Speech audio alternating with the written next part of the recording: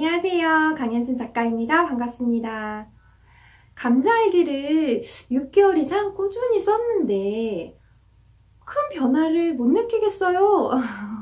라고 하시는 분들이 간혹 있으세요. 근데 왜 그런 걸까요? 네. 왜 어떤 사람들은 감사일기를 써서 기적을 경험하고 어떤 사람들은 큰 변화를 맛보지 못하는 걸까요? 가장 큰 이유는 내면을 들여다보지 않기 때문이에요. 더 구체적으로 이야기하면 나의 생각과 감정에 주의를 기울이지 않기 때문이죠. 나의 생각과 감정에 주의를 기울이지 않으면 나에 대해서 알 수가 있을까요? 나에 대해서 모를 수밖에 없죠. 우리는 하루에 6만 가지 이상의 생각을 한다고 합니다. 네, 엄청나죠? 네. 근데 그 6만 가지 생각 중에서 여러분들이 스스로 알아차릴 수 있는 생각이 몇 가지나 되세요? 네, 10%도 안 돼요.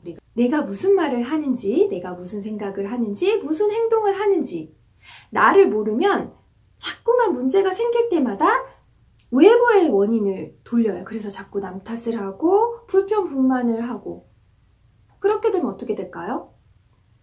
내가 나를 모르기 때문에 변화의 의지 자체를 갖지 않게 돼요. 내 내부의 문제가 아니라 이건 다 외부 탓이기 때문에 나는 변할 게 없는 거죠. 나에게 문제가 없는 거예요. 그러면 당연히 삶도 변하지 않습니다. 우리가 감사일기를 쓰는 이유는 우리 내면 상태를 바꿔나가기 위해요. 긍정으로. 그쵸? 근데 내가 어떤 상태를 자꾸 어떤 생각을 하고 어떤 감정을 갖는지를 일단 알아야 그 순간순간 우리가 감사일기를 쓰면서 키운 그 근육, 마음 근육으로 전환할 수가 있겠죠. 내면을 바라보는 힘은요, 사실 단번에 생기는 건 아닙니다. 네. 저도 처음에 왓칭이라는 책을 읽었을 때 너무 막연하게 느껴지는 거예요. 왓칭.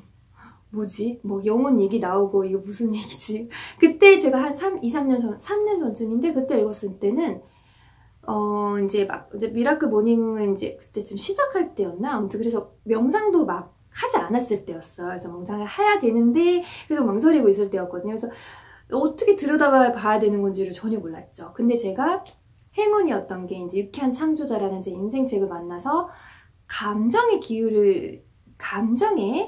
주의를 기울이는 게 굉장히 중요하다는 걸 알게 됐어요. 그게 이제 시크릿의 원조격인 책인데, 우리가 이제 기분 좋은 상태에 머무르는 게 중요하다는 것을 강조하는 책이에요. 왜냐하면 기분이 나쁜 상태에서는 우리가 부정적인 상태에 빠져 있다는, 부정적인 생각에 빠져 있다는 증거이기 때문에 감정을 나침반 삼아라, 이런 이제 핵심 내용을 담고 있는 건데, 그래서 저는 그 책을 읽고부터 굉장히 감정에 주의를 기울이기 시작했고, 감사일기도 마침 그 즈음에 시작했기 때문에 자각과 감사일기를 같이 이제 시작할 수 있던 거죠. 근데 대부분 그냥 감사일기를 쓰면 그냥 그 쓰는 행위 자체에만 집중하고 일상생활에서는 내 생각과 감정에 주의를 기울이지 않아요. 많은 분들이 그러한 오류를 범하고 계신데 몰라서 그러신 거죠. 네. 우리 감정이 왜 나침반 역할을 하냐면 이 감정 뒤에 숨어 있는 게 우리의 생각이에요. 어떤 생각이냐면 우리가 의식하지 못하는, 우리가 스스로 정말 의식하지 못하는 무의식 속에 있는 생각 패턴들을 알려주는 신호거든요. 그리고 또 그 생각이 결국은 우리의 행동을 이끌게 되는 거죠. 그러니까 우리를 알아야 변화가 일어납니다. 제가 예를 하나 들어드릴게요. 그러니까 육아를 하면서 우리가 정말 큰 변화를 경험하는 사람들이 많아요. 엄마들이. 저 역시도 그랬고, 왜 그러냐면 우리 아이들이 우리 내면 세계를 정말 거울처럼 비춰주거든요. 네, 저도 그러한 경험이 많은데, 저희 친한 이제 작가님 한 분은 변화의 계기가 바로 아이의 말 때문이었어요. 말버릇. 아이가 5살 때였는데 갑자기 어느 날 아이 짜증나, 아이 피곤해, 아이 귀찮아, 이런 말을 계속 하더래요. 그래서 너무 깜짝 놀라신 거예요, 작가님이. 이제 5살이면 이제 막 말 예쁘게 하고 막 이럴 때잖아요. 그래서 아니, 아이가 왜 그럴까? 그래서 그렇게 궁금해 하다 보니까 그게 자기가 늘 매일 하는 말버릇이었다는 걸 알게 된 거예요. 너무 깜짝 놀란 거죠. 왜냐하면 작가님도 자기가 그러한 말을 하고 그러한 생각을 하는 거를 아이가 거울에 대해서 비춰주기 전까지는 인지하지 못했던 거예요. 네. 대부분의 사람들이 그렇게 살아가요. 근데 작가님도 이제 책을 그때 막 한창 막 읽기 시작할 때라 그것을 본인의 모습이라고 알아차릴 수 있으셨던 거지. 또 일반적인 이제 내면에 관심이 없는 분들은 사실 아이의 문제로 그냥 이렇게 딱 단정 짓고 아이를 막 고치려고 노력합니다. 그래서 이제 문제가 더 커지죠. 근데 사실은 아이가 문제 행동을 보일 때는 우리가 내면으로 싹 이제 시선을 옮겨서 이게 나의 문제구나를 알아야 돼요. 남편이 문제를 일으킬 때는 아 이게 나의 내면의 시선의 문제구나 하고 나의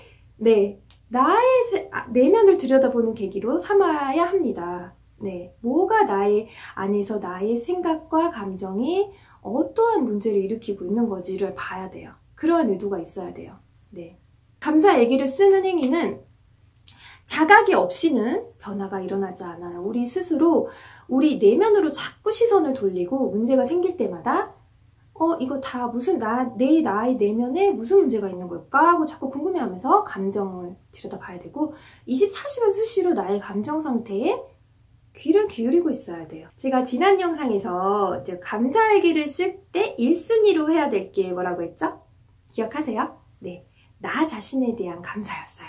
네, 왜 그런지 제가 이유는 자세하게 설명을 안 드렸었는데 왜 그러냐면 사실은 우리가 나 자신에 대한 존재 자체를 인지하지 못하고 살고 있어요. 그래서 내 안에 감사한 마음을 보내는 것 자체가 내 안에 존재에 대한 인식이 시작되는 거예요. 그리고 이제까지 비난과 상처되는 말만을 막 퍼부었던 나에게 감사, 칭찬, 격려 이런 사랑의 말들을 꾸준히 보내면 이 마음이 꽉 닫혀있던 내 마음이 이제 서서히 열리기 시작합니다.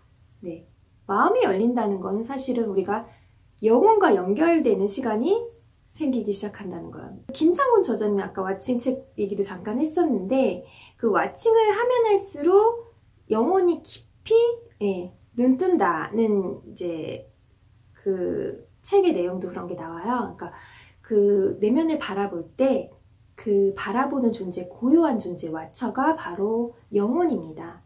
네. 우리가 심리학에서는 메타인지라고 하고 또 우리가 마음 공부하시는 분들은 와칭, 자각, 알아차림 뭐 이렇게 표현을 하죠. 그러니까 우리가 그렇게 나를 알아가려는 나의 생각과 감정에 관심을 기울이지 않으면 아무리 감사일기를 꾸준히 써도 변화가 일어나지 않아요. 먼저 내 모든 감정을 예민하게 주시하시고요. 네, 처음에는 무감정인가 해서 안 느껴지실 수도 있어요. 한 번도 바라보지 않으셨던 분들. 그래도 계속적으로 내 감정을 주의 깊게 느껴보세요. 예, 그리고 그 모든 감정, 어떠한 분노건 질투건 내 어떠한 감정도 마주하겠다. 그리고 소중하게 여기겠다. 라는 의도를 가지고 그렇게 하시면 분명히 감사일기를 쓰시면서 큰 변화를 맛보시게 되고 기적을 경험하시게 되실 겁니다. 네. 끝까지 시청해주신 우리 소중한 구독자분들 감사드리고요. 앞으로도 더 유익한 콘텐츠 올려드릴게요. 감사합니다.